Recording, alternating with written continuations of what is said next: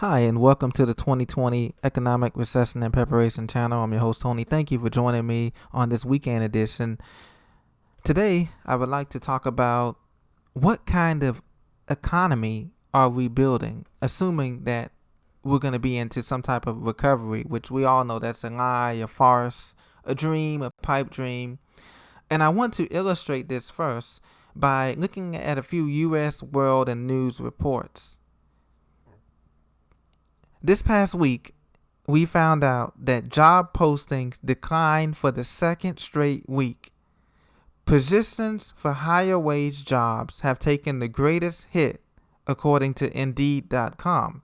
Indeed.com is a job aggregator site that lets you post your resume and apply for jobs informally through their site, like a billboard site. So we're losing jobs and we're not creating jobs. That's the short end of the stick here that I'm talking about.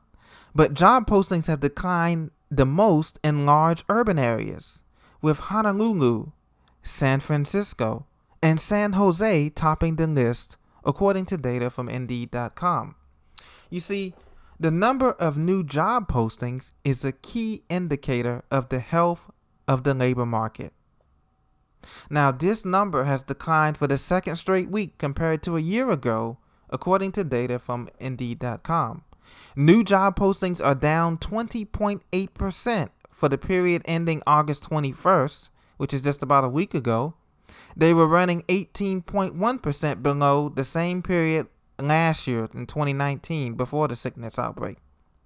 Notably, postings for higher wage occupations are faring worse than those for lower wage jobs, down 27% versus 14%.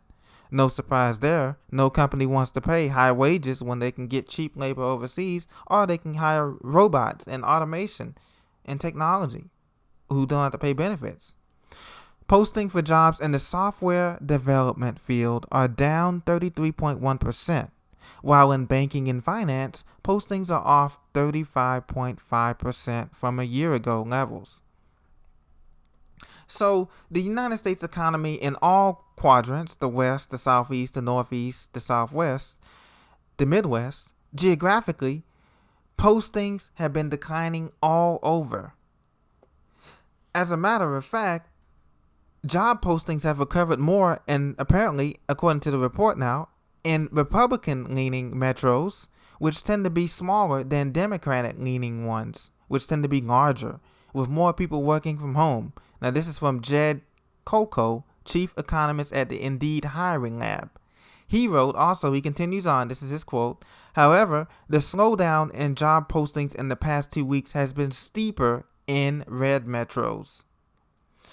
Other measures of the job market have shown a worsening, late reflecting the surge of sickness cases, pandemic cases in June and July and August after businesses reopened following nationwide shutdowns.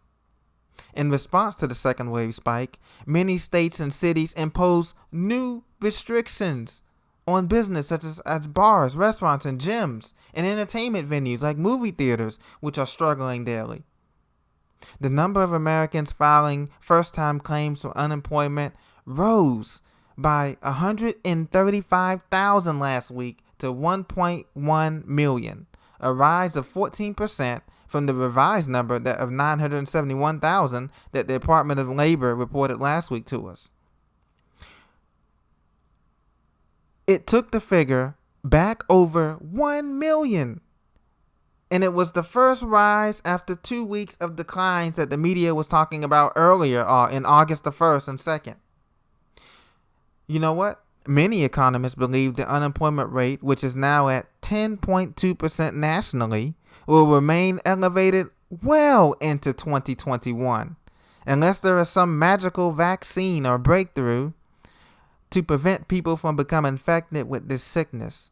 So not only are we have a chance to become infected with this sickness, but this whole economy is sickness.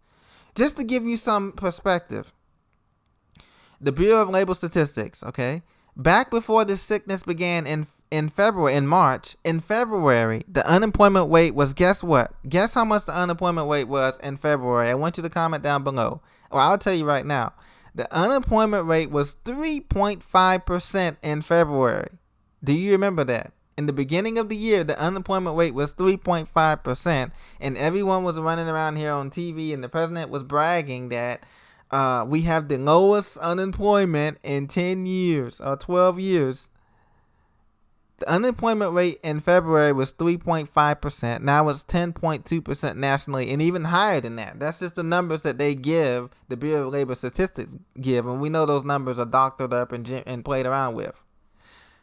Now, if they're not posting new jobs, a lot of these companies, private, public sector, are not posting new jobs, or they're on hiring freezes, what is going to happen to our younger Generation Y and Generation Z college graduates that are coming out? Well, according to TopResume.com, they gave a list of the 10 best jobs for recent college graduates.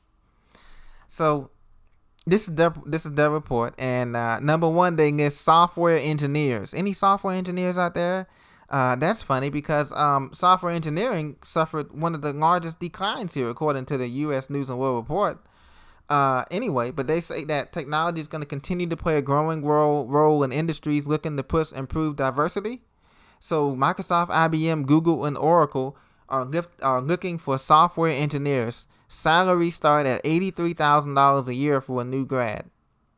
Number two, registered nurse, of course. They said the healthcare industry has many opportunities, and a lot of recent hires are a shortage. The U.S. is projected to have a shortage of nurses because of the aging baby boomer population. Nursing should be among the top industries through 2026.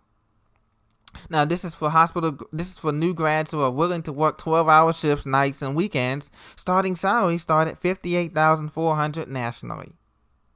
Number three, salesperson. Hey, sales-centric positions are better to build up, pay dividends. There's no better place to get over your fear of talking to new people than to be a salesperson. Salaries start at $31,100 nationwide. Number four, teacher. Teacher positions come in with many challenges. You have unruly kids, demanding parents, and strict requirements by school districts. But if you can handle it, salaries start at $40,000 for teaching. Number five, accountant. Hey, PricewaterhouseCoopers and Deloitte & Touche are looking for you. Salaries start at $48,000. Number six, project manager. You can manage projects. Get your professional project management certificate, PMP certification. Salary start at $57,000. Administrative assistant came in at number 7. Number 8, account executive. Number 9, financial analyst. Number 10, account manager. So these are the top 10 jobs for the class of 2019, class of 20, supposedly with strong hiring trends. Well, newsflash, the U.S. has not created new jobs in the last 10 months. Since the last 10 months, then they have lost new jobs. As a matter of fact, software engineering, most of our software engineers from Microsoft, Google, and Oracle, and Amazon, they're from overseas. They have H-1B visas. They're from overseas. They're not hiring U.S. software engineers, homegrown. Registered nurses, a lot of nurses now are struggling. They are travel nurses, contract nurses without benefits. That's how they have jobs. Salesperson, well, we know how that is. Retail sales, you can ask the mall people and the people who sell cars. Ask the people who are car salesmen how sales are going. You can tell us that in the comments. Teacher, well, I can debunk that. A lot of teachers are quitting, crying about low pay, and some teachers have to buy their own supplies every month, further diminishing their salary. And some of it's not tax write-off either. Accountants, well, there may be some luck with that. Nothing is certain but death and taxes. Project manager and administrative assistant, well, if you don't have any projects to manage, if construction is slow, if business is slow, you don't have any projects to manage, there goes your job. It's not really depression proof. In a depression, folks, you need real tangible skills and assets. Food, water, medicine, security. That is the new currency that's going to be gold, silver, crypto. That is the new currency that we're going to have. Durable goods. That's going to be the new currency in this Great Depression, this next Great Depression, friends. And so the job market will continue to struggle, and there will be no creation of new jobs. not in the traditional sense that we normally think, until this after the collapse, after the 10-12 year collapse. And then they'll come up with, the Democrats or either the Republicans will come up with the Green New Deal. And that's when we'll see all these self-driving cars like the Jetsons and all of this fancy utopia things. But until then, we're going to be living in a nightmare until then. And this is just the beginning, as I've told you several times before. And that's why it's so important to continue to prepare. Get prepared now, because the jobs of the future is going to require you to be self-sufficient, creative, and adaptive at all times. Thank you for joining me, and I'll see you this start of a new week. Have a great and blessed weekend.